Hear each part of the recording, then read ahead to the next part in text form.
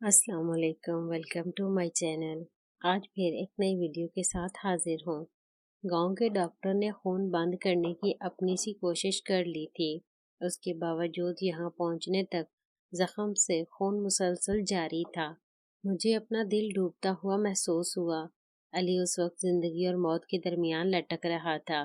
یہ ہمارے لیے نہایت سنگین صورتحال تھی۔ کسی بھی لمحے کچھ بھی ہو سکتا تھا۔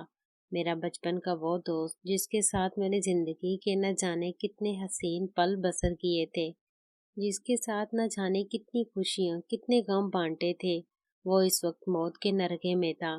بس ایک سانس کی ڈور تھی جو ابھی تک اسے زندہ رکھے ہوئے تھی، لیکن یہ ڈور بھی انتہائی کمزور پڑ چکی تھی اور کسی بھی لمحے ٹوٹ سکتی تھی۔ پھر مجھے میرے فون پر ایک کال آتی اور کچھ ایسے الفاظ سننے کو ملتے: فیروز، علی اب ہمارے درمیان نہیں رہا۔ اوف، علی کی موت کا تصور ہی کتنا جان سوز، کتنا روح فرسا تھا۔ میں ایک جھرجھری سی لے کر رہ گیا۔ اسی وقت میرے پردہ تصور پر علی کے باپ کا چہرہ نمودار ہوا۔ اگر میں علی کے لیے اتنا جذباتی ہو رہا تھا تو اس کے باپ کا کیا حال ہوگا؟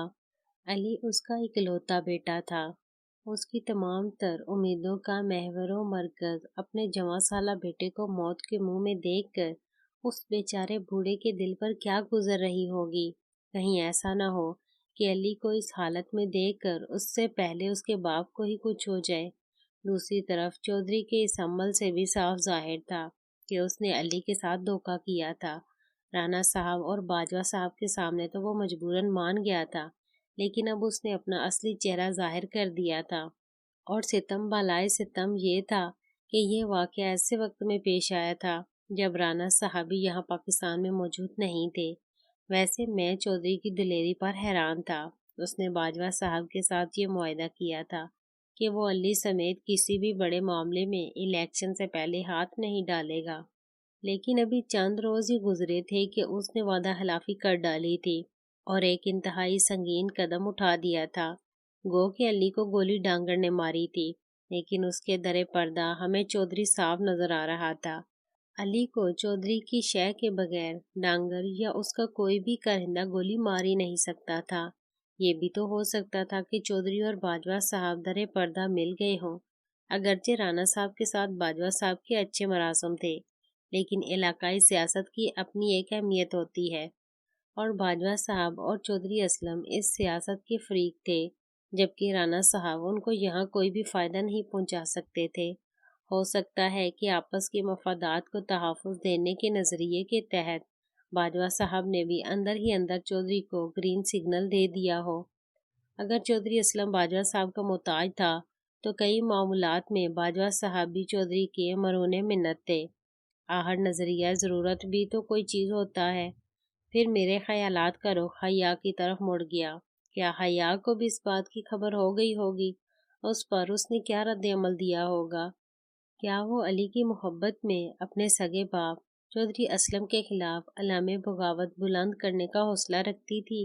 حیا کے حوالے سے اور بھی نہ جانے کتنے ہی سوالات جنم لے رہے تھے، لیکن ظاہر ہے ٹیڈی اور علی کے پاس پہنچنے کے بعد ہی ان سوالات کے جوابات مل سکتے تھے۔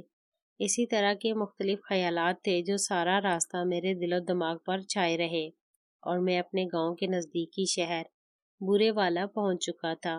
بورے والا ایک چھوٹا سا شہر تھا، لیکن دو بڑے شہروں کو ملانے والی ایک بڑی سڑک پر واقع تھا، اور یہاں دو بڑی فیکٹریوں کے علاوہ پاس ہی ایک ہاؤسنگ سوسائٹی بھی بن چکی تھی، جس وجہ سے یہاں بہت سی جدید سہولیات موجود تھیں۔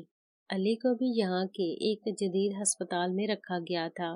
میں ہاسپٹل پہنچا تو سب سے پہلے علی کا باپ ہی مجھے ملا۔ میں اسے دیکھ کر تڑپ اٹھا۔ رو رو کر اس کی آنکھیں سرخ ہو چکی تھیں۔ آنسو مسلسل بہہ بہہ کر اس کے گالوں پر جیسے جام سے گئے تھے۔ وہ بیچارہ آگے بڑھا اور میرے سینے سے لگ کر بچوں کی طرح بلک بلک کر رونے لگا۔ اس کی حالت دیکھ کر میرا ضبط جواب دینے لگا۔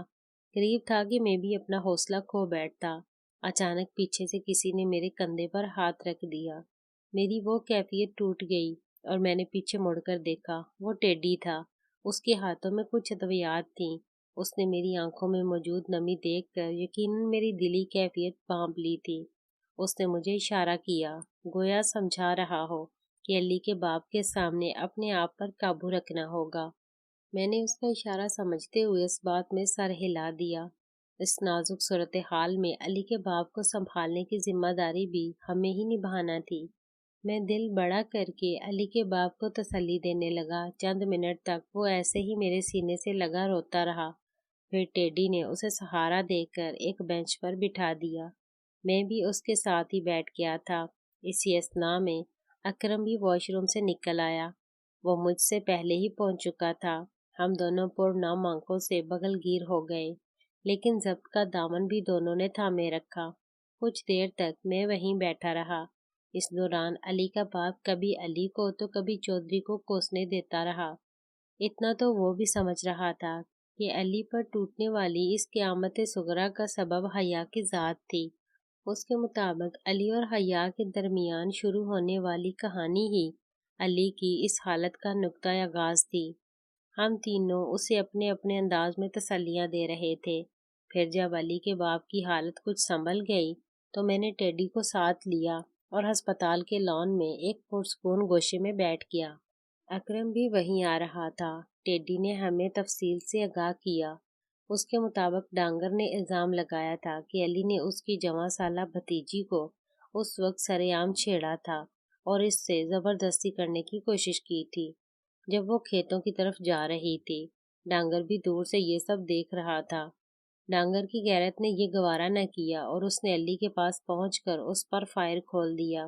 اس سے زیادہ تفصیل ٹیڈی کو بھی معلوم نہیں تھی، کیونکہ اس کے بعد وہ علی کو لے کر ڈاکٹر کے پاس آ گیا تھا۔ بڑی ہی گھسی پٹی قسم کی کہانی بنائی گئی تھی۔ اتنا تو ہمیں سمجھ آ چکا تھا کہ یہ ساری کارروائی ایک منصوبہ بندی کے تحت کی گئی تھی، اور اب مجھے گاؤں کے ایک دوست کے توسط سے یہ بھی پتہ چل چکا تھا کہ باجوہ صاحب بھی درِ پردہ چودھری کو اپنے مکمل تعاون کا یقین دلا چکے تھے۔ گویا میرا شک درست نکلا تھا۔ چودھری نے باجوہ صاحب کو اعتماد میں لے کر ہی یہ کام کیا تھا۔ ویسے انہوں نے زبردست چال چلی تھی۔ کمال ہوشیاری سے کام لیتے ہوئے رانا صاحب کے سامنے چودھری کو منا لیا تھا۔ رانا صاحب کے مطالبے کی منظوری کے بعد انہیں وہاں سے مطمئن کر کے بھیج دیا تھا، اور جب بعد میں رانا صاحب ملک سے باہر چلے گئے تو انہوں نے اپنا داؤ چل دیا تھا۔ ہم سمجھ چکے تھے کہ یہ چودھری کا سوچا سمجھا منصوبہ تھا، جس پر اس نے ڈانگر کے ذریعے عمل کروایا تھا تاکہ باجوہ صاحب اور رانا صاحب کے درمیان سچا ہو سکے۔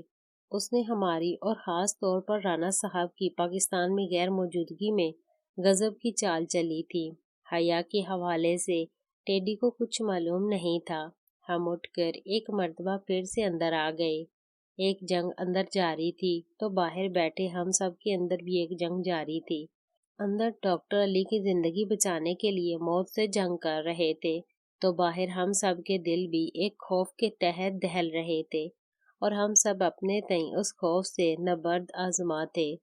جتنی دیر ڈاکٹر اندر آپریشن کرتے رہے ہم چاروں افراد باہر ہی موجود رہے۔ گاؤں کے ڈاکٹر ہمارے اصرار پر چند گھنٹے قبل واپس چلا گیا تھا۔ علی کے باپ کو ہم نے آرام کرنے کے لیے بہت مرتبہ کہا، لیکن وہ اس جگہ سے قدم تک ہلانے کو تیار نہیں ہوا۔ آخر ہم چپ ہو گئے۔ وہ گھڑیاں بہت صبر آزما تھیں، لیکن جیسے تیسے کر کے کٹ ہی گئیں۔ ناول کا اگلا پارٹ بہت جلد اپلوڈ کر دیا جائے گا۔ ہمارے ساتھ جڑے رہنے کے لیے بہت شکریہ۔